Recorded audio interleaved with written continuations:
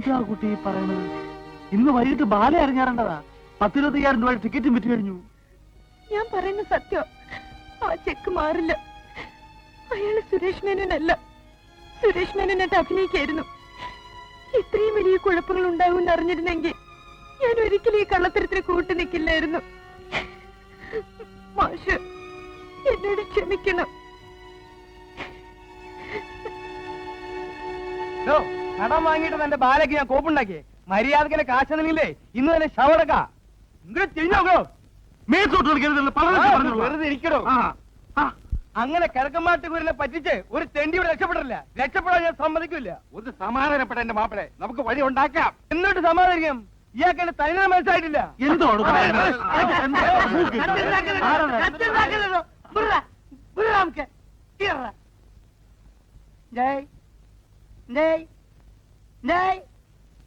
ആദ്യം നിങ്ങൾ ചെയ്യണമെന്ന് അറിയോ? സുരേഷ് മേനാന്ന് പറഞ്ഞ് നമുക്ക് കളച്ചിക്കെന്നില്ലേ നമുക്ക് പിടിച്ച് പോലീസ് സ്റ്റേഷനിൽ ഏൽപ്പിച്ച് അല്ല ഇവിടെ കലവല കലവല കലവല പറയില്ല. എന്റെ ഇടപാടേ അയാളോടല്ല, ഇയാളോടാ. ഈ നക്കി നായരോട്. ഈ നക്കി എന്ന് പറഞ്ഞാലേ അയാൾ മാത്രമല്ല, അത് മനസ്സിലാക്കണം കേട്ടോ. പറഞ്ഞു കേൾക്കണു. ആദ്യം പോലീസിനെ കൂട്ടി രോഹിന്റെ വീട്ടിൽ ചെല്ലണം.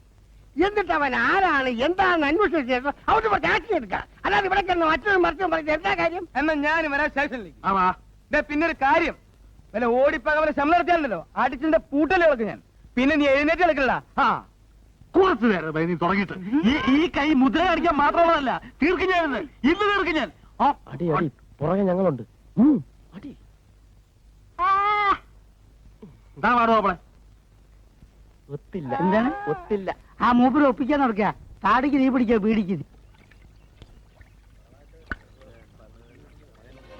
അത് ഞാൻ പറഞ്ഞ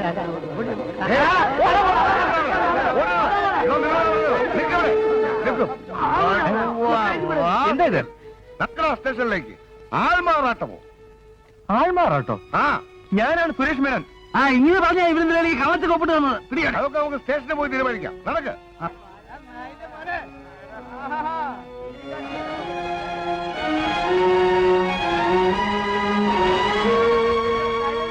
അല്ലേ ആക്കിയതല്ലേ ആയതാ. നായരെ, ഒരു 10 രൂപ വിലയിട്ട് നിങ്ങൾ തന്നേക്ക്. ബാക്കി 20 രൂപയ്ക്ക് ആ വേനൽ തോന്നിക്കുന്ന സാധനം അതും തന്നേക്ക്. അത്രക്കൊന്നും വിലയില്ലെങ്കിലും ഞാൻ തീരെ കണ്ണിൽ ചോരയില്ലാത്തവനാവാൻ പാടില്ലല്ലോ. എനിക്കിത്തിരി വിഷം തന്നിട്ട് എല്ലാം കൂടെ എടുത്തോണ്ട് വെക്കോ. നായരെ, അക്കരെ നിൽക്കണ പശുവിനെ കണ്ട് ഇക്കരെ നിൽക്കണ മൂരി മുക്കലയിട്ട പശുവിന് ചെന പിടിക്കില്ല. ഇനിയെങ്കിലും ഒന്ന് മനസ്സിലായി. ഇവിടെ എന്തൊക്കെ ബഹളായിരുന്നു. സിനിമ എടുക്കാൻ പോകുന്നു, സംവിധാനം ചെയ്യാൻ പോകുന്നു. ഇപ്പൊ എന്തായി? ഞാൻ എന്നേ പറഞ്ഞില്ലേ ഇതൊക്കെ പറ്റിപ്പാണെന്ന്. ഇയാളെ ഇനി നമ്മൾ വിശ്വസിക്കൂല. കള്ളെ, കാട്ടുകള്ളെ. ഇനി ഒരു നിമിഷം നമ്മളിവിടെ നിൽക്കൂല. ഞാനും നിൽക്കൂല. നമുക്ക് 3 പേർക്കും കൂടെ ചേർന്ന് ഒരു പുതിയ ട്രൂപ്പ് ഉണ്ടാക്കാം. അല്ലെങ്കിൽ അന്തസ്സായിട്ട് പട്ടിണി ചേർന്ന് മരിക്കാടേ. നന്ദി കേട്ടവന്മാരെ, എല്ലാരും കൂടെ ശവത്തി കുത്താടാ. തന്റെ ഈ വേഷം കെട്ടൊന്നും കിഴക്കമാട്ട് കുരിനടുത്ത് നടക്കില്ല. മര്യാദക്ക് കാശ് തന്നില്ലേ ഇനി താനായിരിക്കും പോലീസ് സ്റ്റേഷൻ കിടന്ന് തല്ലുള്ള. മൊയിലാളി, എന്റെ മൊയിലാളി, മൊയിലാളി, മൊയിലാളി, മൊയിലാളി, എന്താണ് ശങ്കര? എന്താ ഇത്? കാശ് കാശ് എവിടുന്ന്? ചെക്ക് മാറിയ കാശ്. എന്താണ് എന്താണ്?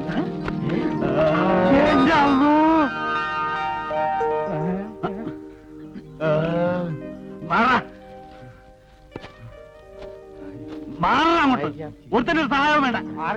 എന്റെ വിഷമം കൊണ്ട് ഓരോന്ന് പറഞ്ഞതാ.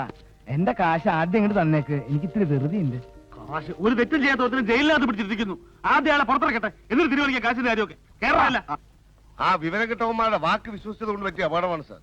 മോളിൽ നിന്നും ഫോൺ വന്നില്ലായിരുന്നെങ്കിൽ ഞാനും ഇപ്പോഴും ആളറിയാതെ ഒഴുകുകയുള്ളൂ. സാറ് എന്നോട് ക്ഷമിക്കണം. സാരല്ല. എന്താ? സാർ, ഇങ്ങനെ പാവാണ് സാർ. ശിക്ഷിക്കണമെങ്കിൽ എന്നെ ശിക്ഷിച്ചോളൂ. എനിക്ക് വേണ്ടിയാണ് ഈ പാവം സുരേഷ് മേനോനായിട്ട് അഭിനയിച്ചത്. അഭിനയിച്ചെന്നു? കുട്ടി, ഇത് തന്നെയാണ് സാക്ഷാൽ സുരേഷ് മേനോൻ. ഓഹോ, അപ്പൊ ഇവിടെയും കൊടുത്തു 10 രൂപ അല്ലേ?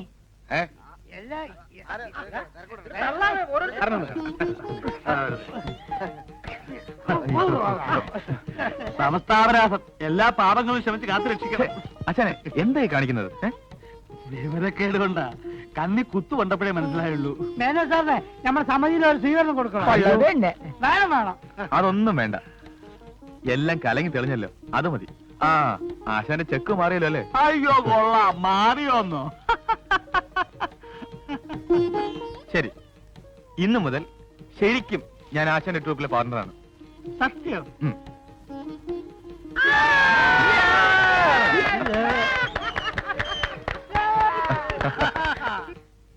എന്തെങ്കിലും തെറ്റായി പറഞ്ഞിട്ടുണ്ടെങ്കിൽ ക്ഷമിക്കണം. ഞാനും അത്ര സീരിയസ് ആയിട്ടൊന്നും എടുത്തിട്ടില്ല. വേറൊരു കൂട്ടുകാരി, അത്രേ ഉള്ളൂ എനിക്ക്. മാത്രമല്ല രോഹിണി ഒന്ന് മനസ്സിലാക്കണം, നമ്മൾ സ്നേഹിക്കുന്നവരല്ല നമ്മൾ വിവാഹം കഴിക്കേണ്ടത്, നമ്മളെ സ്നേഹിക്കുന്നവരെയാണ്. അങ്ങനെ രോഹിണിയെ സ്നേഹിച്ച ഒരാളെ രോഹിണി കൈവിട്ടു. പാവം ശിവസുബ്രഹ്മണ്യം. അത് നിങ്ങൾ വിചാരിക്കുന്ന പോലെ.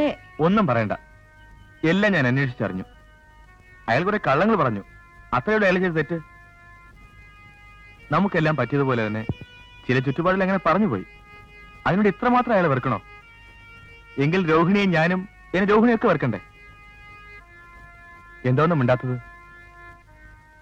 അല്ല, ഇനി മിണ്ടിയിട്ടും ദുഃഖിച്ചിട്ട് ഒരു കാര്യമില്ല. അയാളുടെ ജീവിതം കഴിഞ്ഞില്ലേ? അതെ, ഇന്ന് അയാൾ അമ്പലത്തിലെ പൂജാരിയാവുന്ന ദിവസമാണ്. പിന്നെ അയാളെന്നും ആ നാലമ്പലത്തിനുള്ളിൽ ജീവിതം നഷ്ടപ്പെട്ട് ജീവിക്കും. അതിന് കാരണക്കാർ രോഹിണിയാണ്. ആ കുറ്റത്തിന് മാത്രം രോഹിണിക്ക് ഒരിക്കലും ആരും മാപ്പ് തരില്ല. ഇല്ല, ഞാനതിന് സമ്മതിക്കില്ല. വൈകിപ്പോയി, ഇനി അല്പനേരമേ ബാക്കിയുള്ളൂ. അതിനു മുമ്പ് രോഹിണി അവിടെ എത്തില്ല. പൂജ കഴിഞ്ഞ് നടക്കലിൽ 3 പ്രാവശ്യം നെറ്റി തൊട്ട് നമസ്കരിച്ചാൽ അയാൾ പൂജാരിയാവും. പിന്നെ രോഹിണിക്ക് ഒരിക്കലും അയാൾ തിരിച്ചു വിളിക്കാനാവില്ല.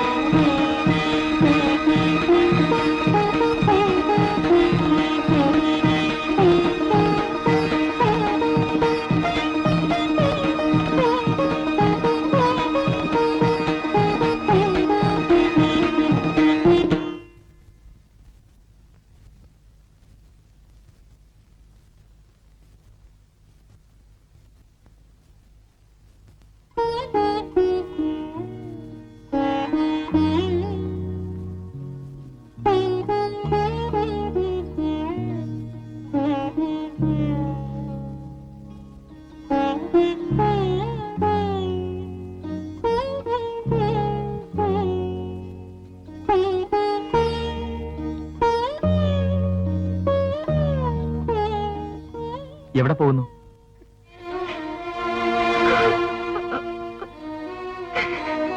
കരയണ്ട, രോഹിണി വൈകിയില്ല.